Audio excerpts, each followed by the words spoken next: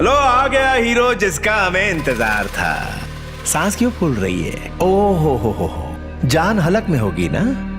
चुपचाप ये बता कि मेरी बहन का पति कहाँ है? हाँ बताता हूँ। तेरे जीजा से मेरा कोई लेना देना नहीं, वास्ता तुझसे। तेरा जीजा आराम से लेटा है, बिस्तर के ऊपर नहीं, जमीन से ऊपर हवा में। देखना चाहेगा? वो देख कितने मजे से।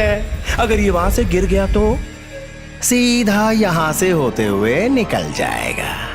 पता है ये मशीन क्या काम करती है? गन्ने का रस निकालती है। तेरा जीजा इसमें गया तो उसका रस नहीं, रक्त निकलेगा। शांति शांति, गुस्से को पीने की आदत टालो। समझाता हूं। जिस रस्सी से तेरा जीजा बंधा है उस पुली से होकर वहां से नीचे और नीचे उस आदमी तक पहुंचता है। खुदा ना खास्ता उस रस्सी उसके हाथ से छूट जाए,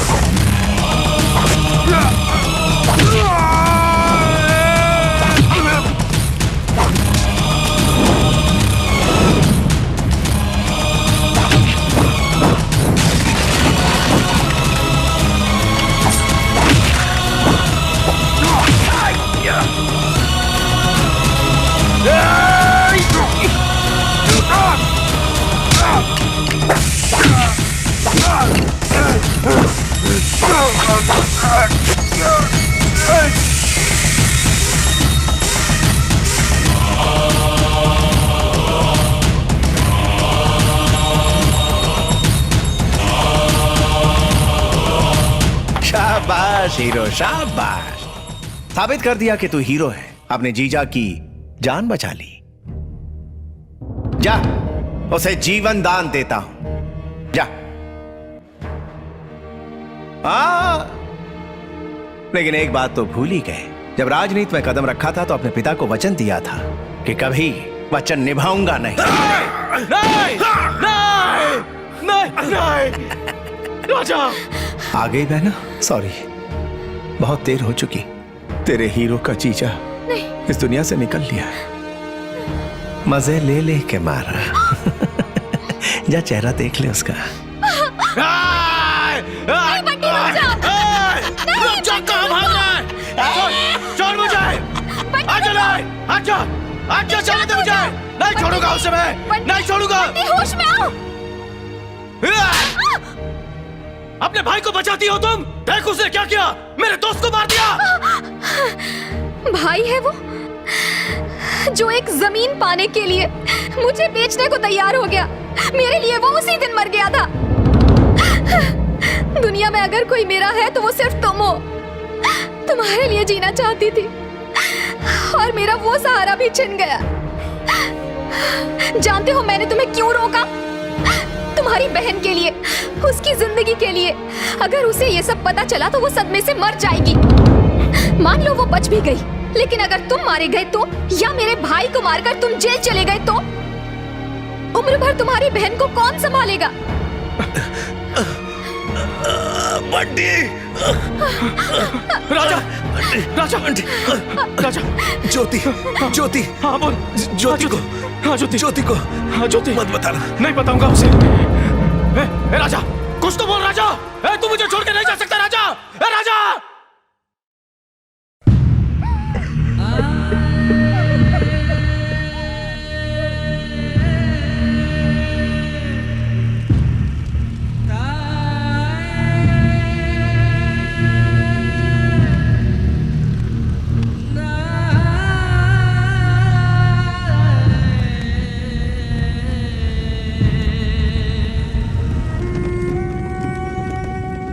मेरे दोस्त, अनजान थे तब मैंने तुम्हारी जान बचाई थी।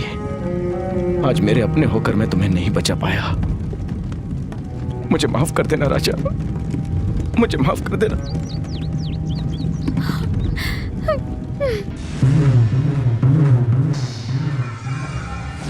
हीरो आ गया जीजा जी, हीरो आ गया।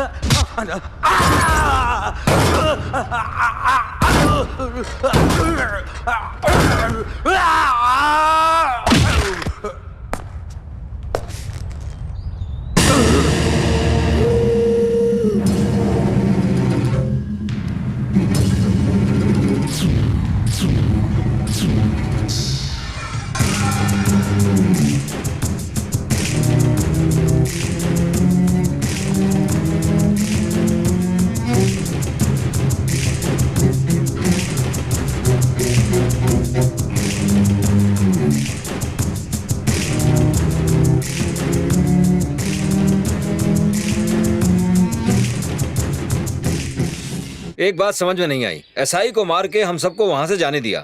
आखिर इसके पीछे वजह क्या हो सकती है? जीजू मुझे डर लग रहा है जीजू, आज नहीं तो कल हमें भी मारेगा। जीजू हीरो आ गया।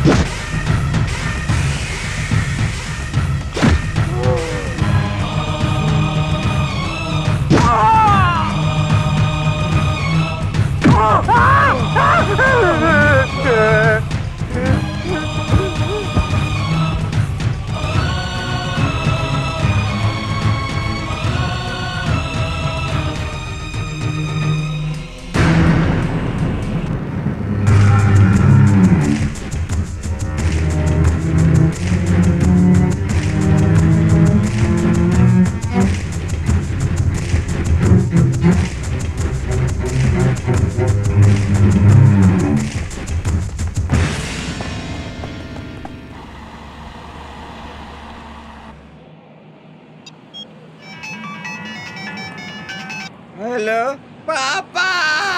क्या हुआ बेटा, रो क्यों रहे हो? पापा वो फौजी माधव राव का बेटा है ना, उसने कलेक्टर और इंस्पेक्टर को मार दिया है और अब वो जीजू और मेरी जान के पीछे पड़ा है। कौन दो उनको? जीजू पापा। हेलो दामाद जी, उस बंटी को नकली केस में फंसाकर असली एनकाउंटर में उड़ा दो। अपनी फैक्ट्री का प्रॉब्लम क्लियर हो जाएगा, समझ गए? लेकिन ये अभी नहीं, बाद में करना। फिलहाल तुम सब कुछ छोड़ के हैदराबाद पहुंचो। वहाँ कोई काम है क्या? आज असेंबली में शपथ समारोह होने वाला है। नए मंत्रियों की लिस्ट में तुम्हारा नाम भी शामिल करवा दिया है। तुम भी आज ही शपथ ले लो और बाकी सारी बातें मुझ पे छोड़ दो।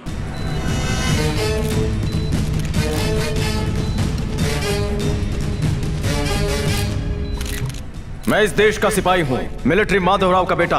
वो सिर्फ इस देश के लिए जिए। वो हार्ट अटैक से मर गए, सबको ऐसा लगता है, लेकिन उन्हें मार दिया गया। मैं शेषराव हूँ, एग्रीकल्चर मिनिस्टर। शपथ लेने वाले इस एमएलए का नाम है सच्चिदानंद। मेरा दामाद है। बंटी के पिता को इसी ने मारा है, उसके जीजा को भी इसी ने मारा है, उसकी बहन का जीवन भी तबाह कर दिया, उसकी जमीन छीनने की भी कोशिश की इसने। इन हत्याओं का मुझे पहले से पता था, लेकिन हम सबके ऊपर एमएलए का प्रेशर था। ये बात सच है सर?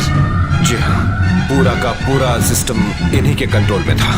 पावर का डर दिखा के सारे केसेस क्लोज करवा दिए एमएलए ने।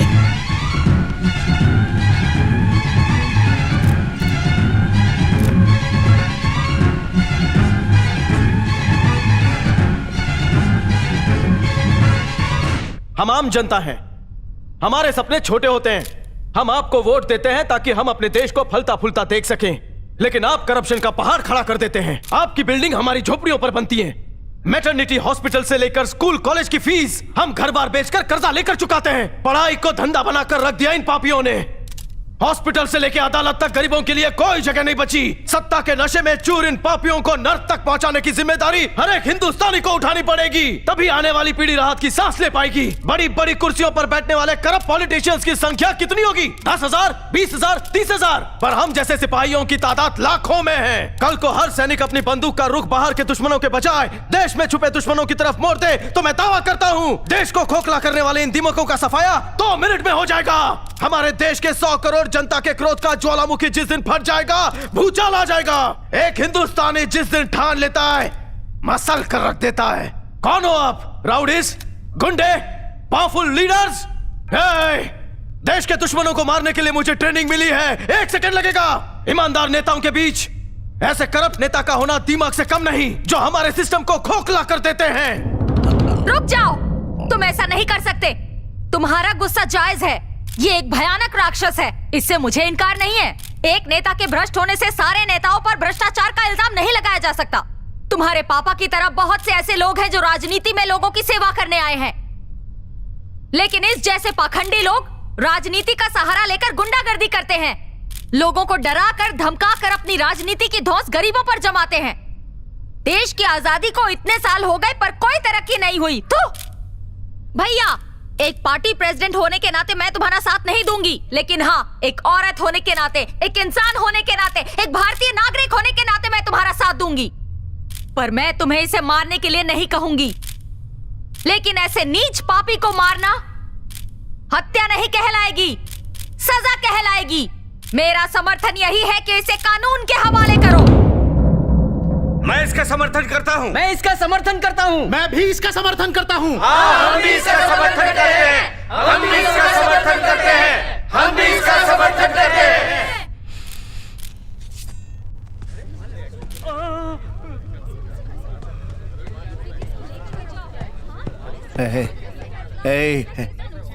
हीरो, हीरो, मुझे जिंदा क्यों छोड़ दिया? मार दे मुझे।